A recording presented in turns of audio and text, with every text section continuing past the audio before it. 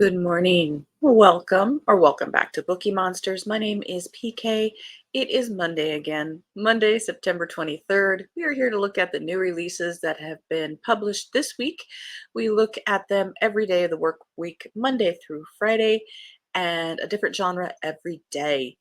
I hope you had a good weekend. Mine was not bad. I was crocheting on the bedspread gift for a wedding of our neighbor, and I'm about to start yarn cake number 8. So coming along, but I only have 3 weeks, so I cannot let up. Plus, I discovered my stitches got looser as I went along. So instead of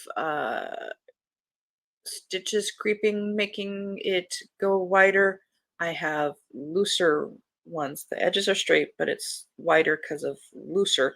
So I went down a size in my crochet hook, and it's helping, but we'll see what else I need to do. But hopefully. And I finished 2 books. I finished what I finished? Deadly Illusion by Carla Simpson, and I gave that 3 stars. For some reason, I have problems with like circuses and magic and things like that in a story setting. I don't know why. So I struggled to get to finish that one. And then I finished The Spy Coast by Tess Gerritsen. Gave that 4.5 stars. Highly recommend. If you're in a spy versus spy kind of mood and you would like to have the older protagonist, that one's a good one. Oh goodness, are they gonna let you? Are you gonna break out today? Cajun, good morning. Hope you're all doing. Yes, indeed. Kim, food quality has decreased in 4 years since I was last here. Yeah, and probably more expensive. Oh, that's a shame about the food. Yeah, used to be run by a company that ran Morrison's. Yeah. Thank you. All right, let us jump in. We've got a lot of cozy mysteries. We won't get to them all today, so we will be picking up as we go along this week, but we'll do our best. First up is one I'm very much looking forward to. I will read it this week when I get it. Is the next in series in the Rexford and Sloane mysteries. This is called Murder at King's Crossing by Andrea Penrose. If you've read all of Veronica Speedwell or looking for something similar to Veronica Speedwell, this is a good one. Celebration is in the air at Rexford and Charlotte's country estate as they host the nuptials of their friends Christopher Sheffield and Lady Cordelia Mansfield. But on the afternoon of the wedding, the festivities are interrupted when the local authorities arrive with news that a murdered man has been discovered at the bridge over King's Crossing, his only identification an invitation to the wedding. Lady Cordelia is horrified when the victim is identified as Jasper Milton, her childhood friend, and a brilliant engineer who is rumored to have discovered a revolutionary technological innovation in bridge design. That he had the invitation meant for her cousin Oliver, who never showed up for the wedding, stirs a number of unsettling questions. Both men were involved in the Revolution's Per Minute Society, a scientific group dedicated to making radical improvements in the speed and cost of transportation throughout Britain. Is someone plotting to steal Milton's designs, and why has her cousin disappeared? Rexford and Charlotte were looking forward to spending a peaceful interlude in the country, but when Lady Cordelia resolves to solve the mystery, they offer their help along with that of the Weasels and their unconventional inner circle of friends. The investigation turns tangled, and soon all of them are caught up in a treacherous web of greed, ambition, and dangerous secrets. And when the trail takes a shocking turn, Rexford and Charlotte must decide what risks they are willing to take with their family to bring the villains to justice. This is set during Regency, but it is the Industrial Revolution side of Regency, which definitely appeals to my tastes. But you have that dynamic of the Veronica Speedwell if you're looking for that. So, oh, very good. Emily, well, I'm home from work today, got 4 hours sleep, and still feel like crud. Oh, waiting on a COVID test to be delivered. Hopefully, I can roll that out. Well, that would be good to rule out. Steve is staying home today. He's got a man cold, and you know what that means. That means bad. Storms. Hi, Storm. Agent, I hope you can get some rest and start to heal. Hope it's not COVID. Yeah. No fun. Mornings. Kim, I feel fairly decent this morning. Didn't say anything about going to rehab. Surgeons, physician assistants was here around 6. I get good sleep until around 5. Then every hour on the hour. Yeah, they don't. They don't let you rest. Rex from the Soul. Love that series. Yes. New one out tomorrow. Kim, sorry, Emily. Kim, morning, Cajun. All right. Next up, we got a little bit of historical mysteries going on. Tasha Alexander has a new one, 18th in the Lady Emily Mysteries.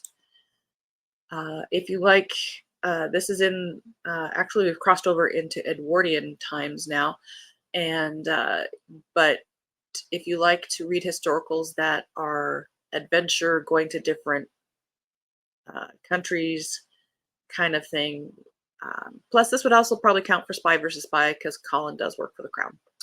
This is Death by Misadventure, Tasha Alexander.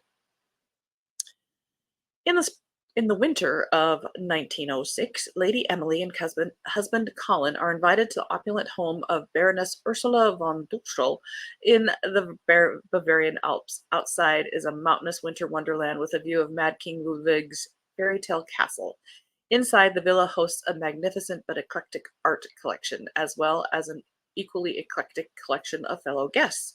Among them, a musician, an art dealer, a coquette from the demi-monde, and Casper, the Baroness's boorish son-in-law, whom, it begins to appear, someone wants dead. Almost 40 years earlier, Niels, a young German lord, sings to himself in the forest surrounding those same Alps, capturing the attention of a not yet mad King Ludwig. Niels and the king become fast friends, the relationship deepening into something more as their time together stretches on. But while King Ludwig is content to live out a fantasy where their responsibilities don't matter and the outside world doesn't affect them, Niels knows that their bliss cannot last forever.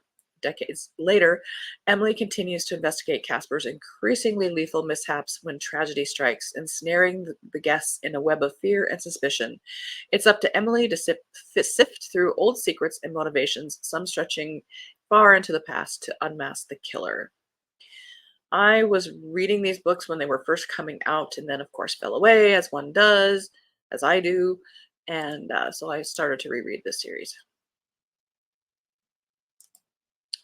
So that book is further in my future.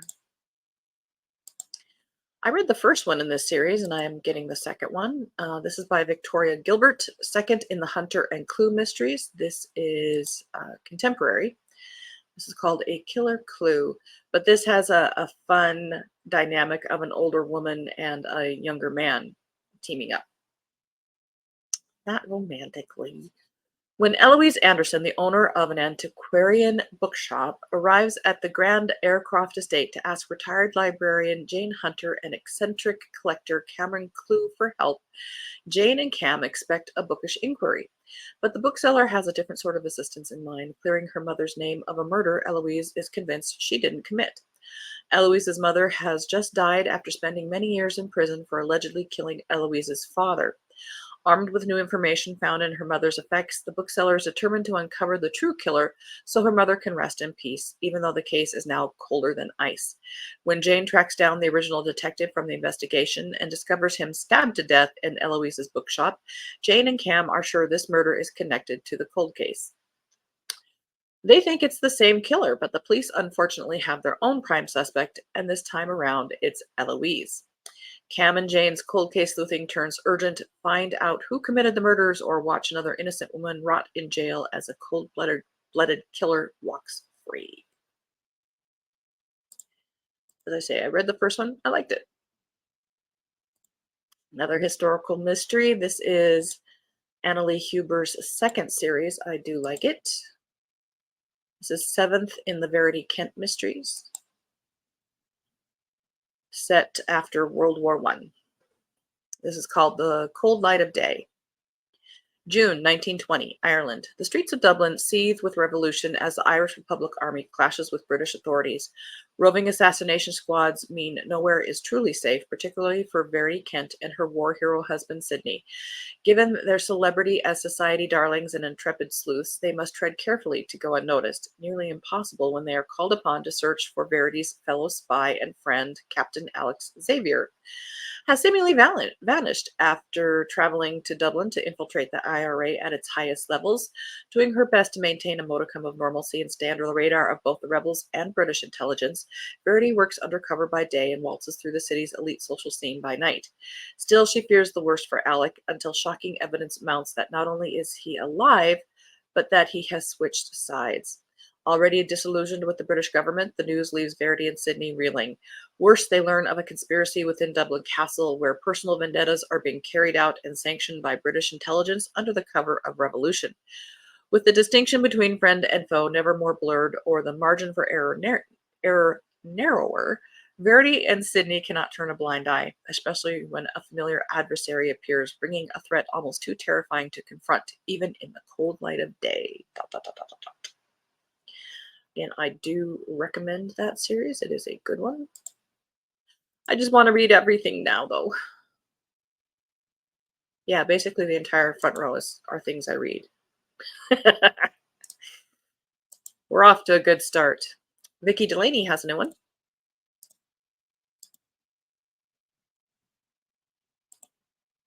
I'm hoping it's not COVID. I didn't run a fever, which I usually get with the vaccines. I don't have one now, but have other symptoms. But those symptoms are similar to other things. So, and Kim loves Lady Emily. Yes, new ones.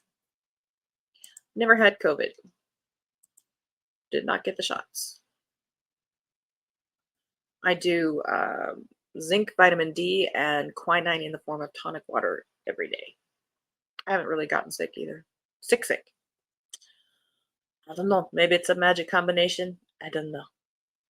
This is called A Sleigh Ride Together with You, 7th in the year-round Christmas mysteries. Rudolph, New York. Shop owner Mary Wilkinson's best friend Vicky Casey is newly engaged to chef Mark Gross and is moving into the historic Cole house, a home surrounded by drama, intrigue, and a possible haunting that is in desperate need of renovation. The wedding is just 3 weeks away, but all is not bliss for the newly engaged couple as estranged relatives of the late owner fight over her will. Then, late one night, Vicky and Mary come across a dead body in the garden of Cole House, and Mark is the one standing over the corpse. As Detective Diane Simmons focuses on Mark as the prime suspect, Vicky asks for Mary's help to clear her fiance's name in time for the wedding. As they dig deeper into the connection between the house, Cole's relatives, and town residents, past and present, it becomes clear that plenty of people wanted the victim dead. With a bakery to run, the busy Easter weekend fast approaching, Easter? Oh, I guess Christmas year round. A house to renovate and a fiance to clear of a murder accusation, Vicky's wedding may end up on the chopping block. It's up to Mary to put aside the chocolate bunnies and stuffed rabbits and help her best friend save her wedding and her life.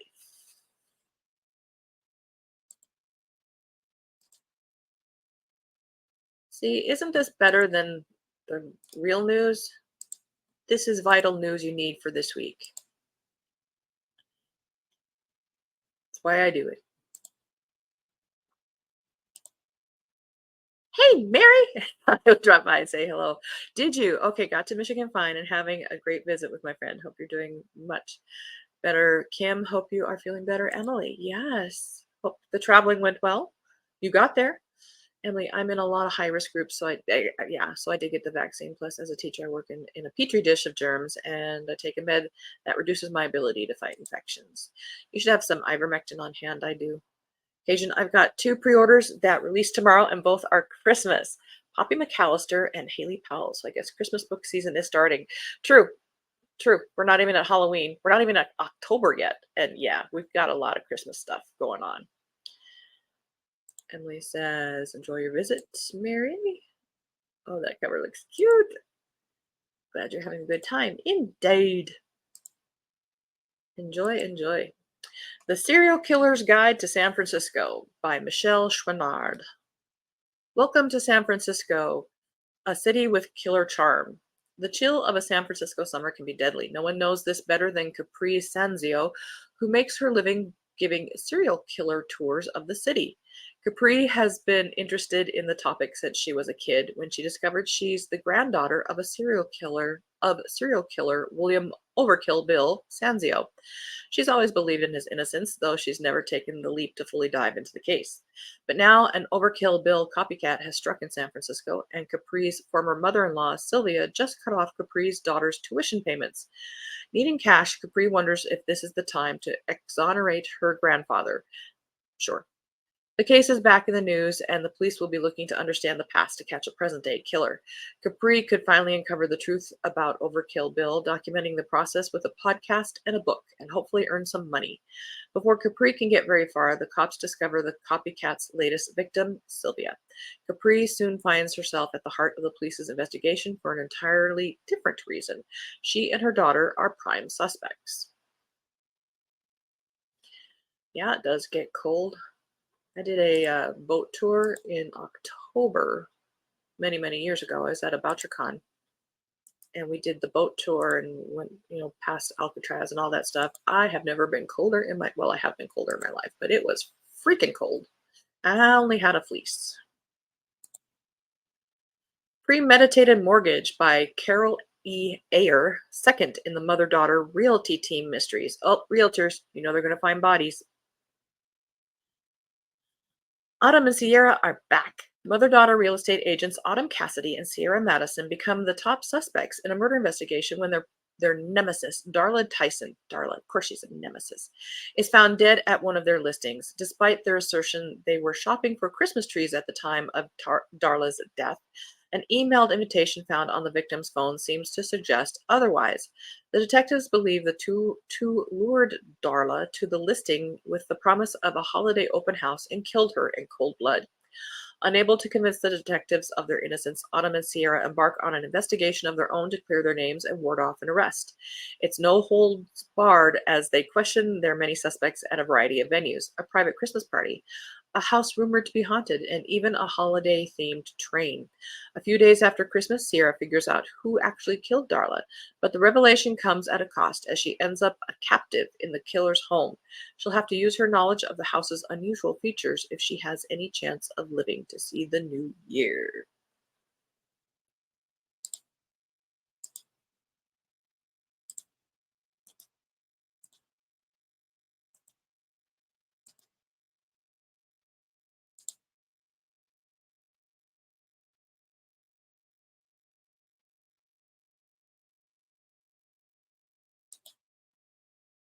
I did one vaccine at doctor's request. I would trust that doctor with my life. If I got COVID, I never knew.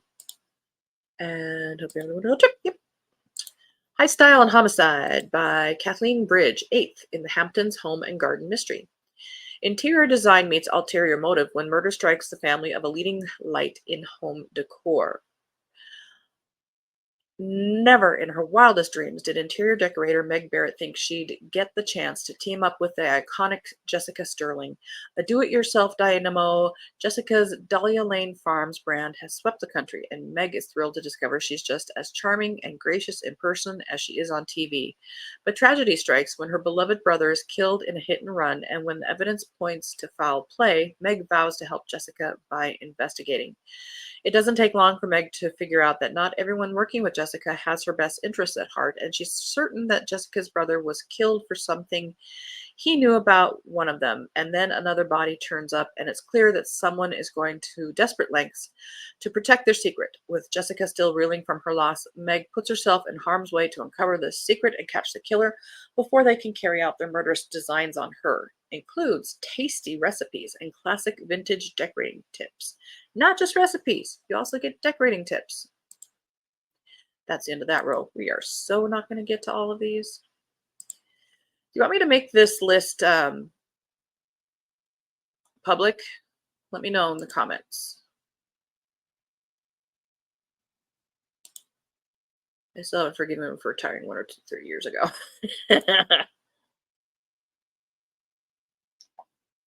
Yeah, our doctors. Lynn Cahoon has a new one. Six Stunning Sirens. Sixth in the Kitchen Witch Mysteries. In a triumph for Mia's catering business and cooking school, Mia's Morsels is chosen to host a fall festival event in their Idaho mountain town, which means managing a bunch of stage moms and their social media obsessed daughters as they get ready for the big beauty contest. No, that is hell. I would never. There's a lot riding on the results of the Harvest Moon Festival. It's where the winning family receives an inside track to Coven Power. But after Coven Power. But after one stage mom is found dead and another winds up in the hospital, the Coven suspects magical meddling. With a week to go before the coronation of the new queen, Mia must draw on her sleuthing powers to find out what's going on and whether this competition has gotten a little too cutthroat. Indeed.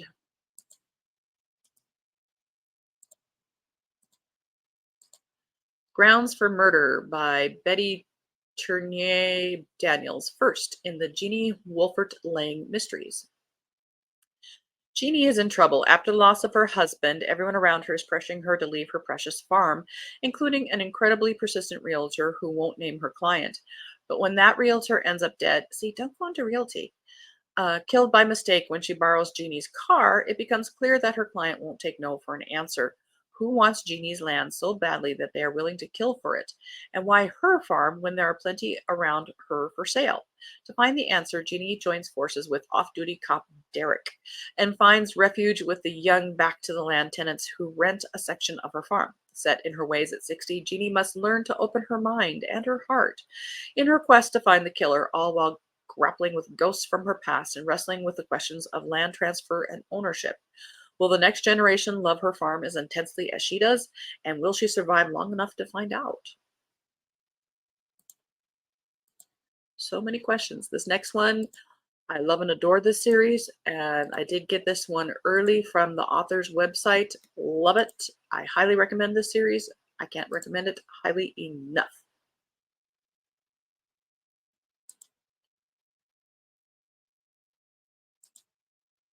Okay, I will.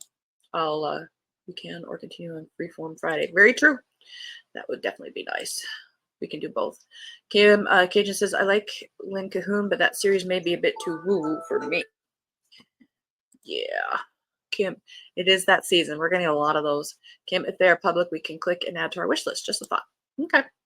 We can still go through them on Freeform Friday. All right. We'll end on this one because I love this series. This is by Grace Burrows, sixth in the Lord Julian Mysteries. This is set Regency. It's right after the Napoleonic Wars. He's cheated death. Lord Julian Caldecott is summoned by his estranged mother to search for old love letters she has misplaced. Julian soon realizes the letters, along with other items of sentimental value, have been stolen.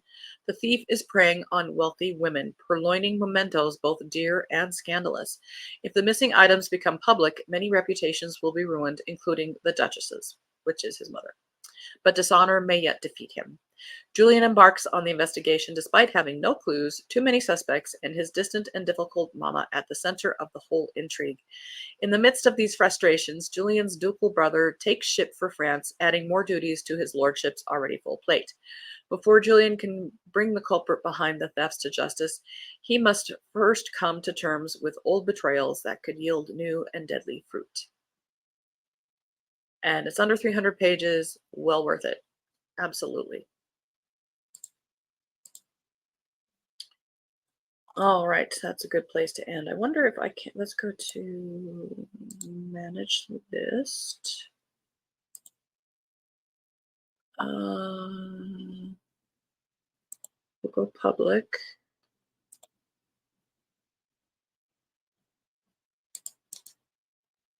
And this is going to be a long link for the here, but I'll do it.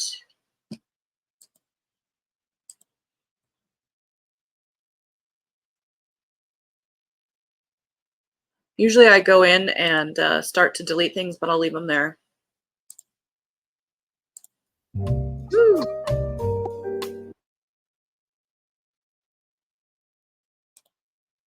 All right. Mary says, have a great day, everyone, and thanks so much. Thank you so much for being here and enjoy the visit. Oh my gosh.